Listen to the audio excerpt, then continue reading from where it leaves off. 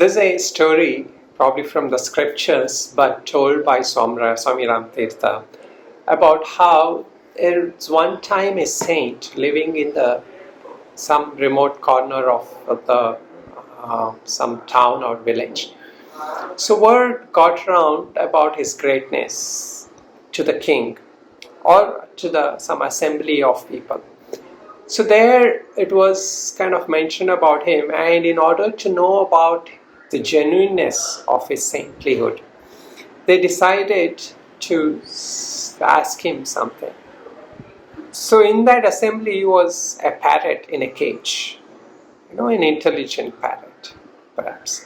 So this parrot also posed a question, and the question it posed is, how can I be free from this cage of this bondage that it was in?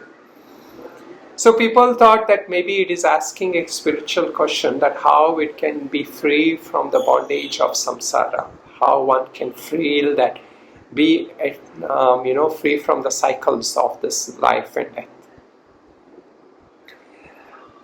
So then they, among few other questions, they took that question perhaps, and as soon as they asked this question, the saint fainted, or he swooned, as though dead.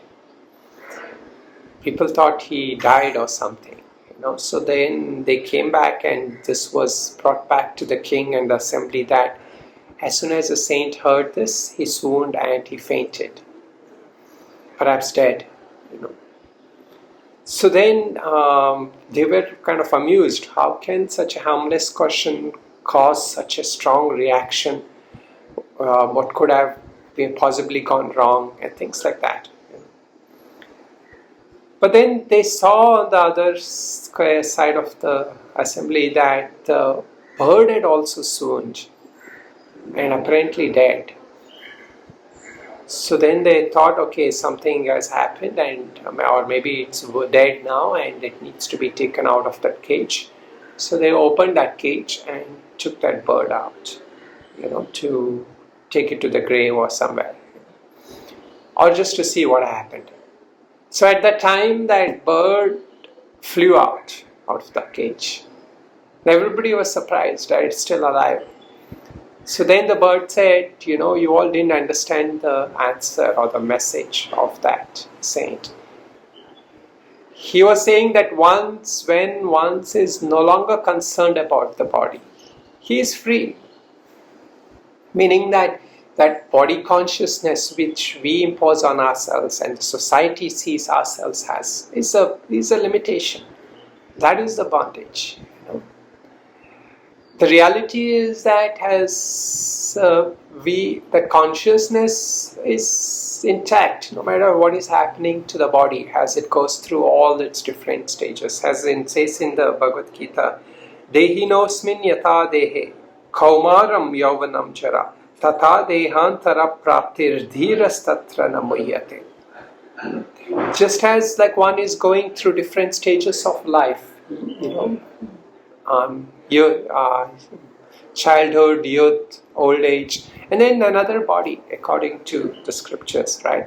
So this jiva is going on and on, But a realized person, dhira, a realized soul, does not grieve whatever is happening, aging, death, disease. He doesn't grieve to that body, because he has broken that limitations of the body. He's broken that identifications of the body. And that is what Ashtavakra tells to Janaka, that a realized person sees his body as though he's seeing somebody else's body. That kind of wisdom, that kind of understanding, that is where that identification, attachment to that body is freed. And that is Jivan Mukti. That is that freedom while living. So in this very life, in this very day, moment, and this, we may say, this is kind of hard, because we feel the reality, the pain of the body, the troubles of the body, and the emotions related to this physical existence. And that's true, that kind of troubles are there, but that is not the ultimate truth. realizing that ultimate truth is the difference between a common man and a saint, or somebody who's read the scriptures but has not realized it, or has not practiced it. So the practice for us is on a day-to-day level. We realize this, that I am not this body, and that problem that the body is going through is not really my problem. That even when it's going through that, I'm free. And this sense of freedom, this is that, Shivoham, Shivoham. So that